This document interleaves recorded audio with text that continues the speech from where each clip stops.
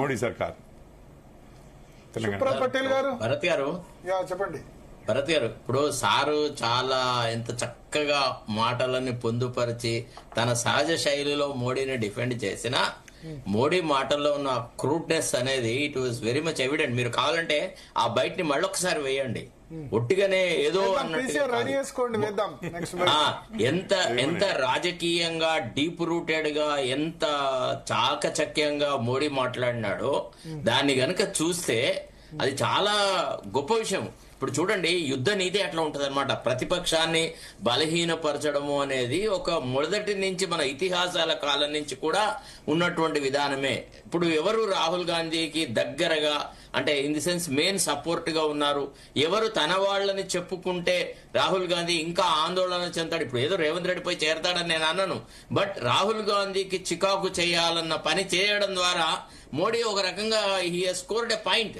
అంతేగాని ఏదో మేము కలిసి ఉంటున్నాము, జోడెడ్ల లాగా ఉన్నాం, ఇవన్నీ ఎన్టీ రామారావు డైలాగులు ఇవన్నీ మనం గతంలో విన్నాం. ఎవ్వరు ఏ రీజనల్ పార్టీ కూడా అంటే in my career as a journalist every regional party made it a point to fight against the centre.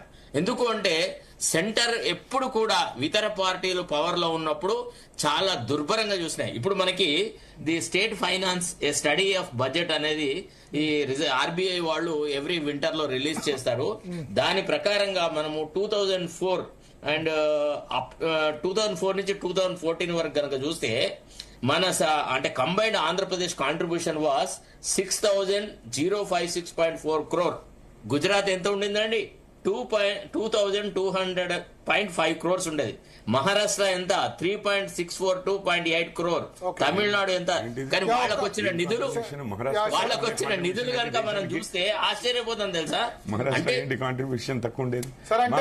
Maharashtra is the biggest engine of growth for India అండి.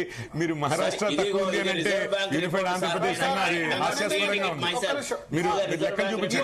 ఒక నిమిషం. నిధులు అన్నది ఎట్లా అంటే జనాభా, ఎకనామిక్ డిస్టెన్స్ ఇవన్నీ కూడా. ఎందుకంటే మహారాష్ట్ర 12 కోట్ల పాపులేషన్, తెలంగాణ 3 కోట్ల పాపులేషన్.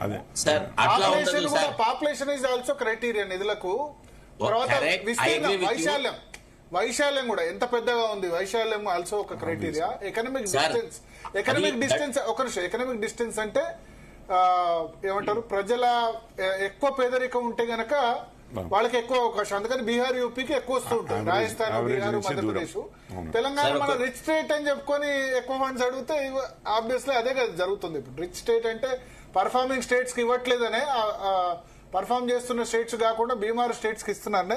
సరే, అది వేరే టాపిక్. ఒక్కసారి సుప్రభ్ గారు, మానవ తరగతి గారు జాయిన్ అయ్యారు, మాట్లాడదాం.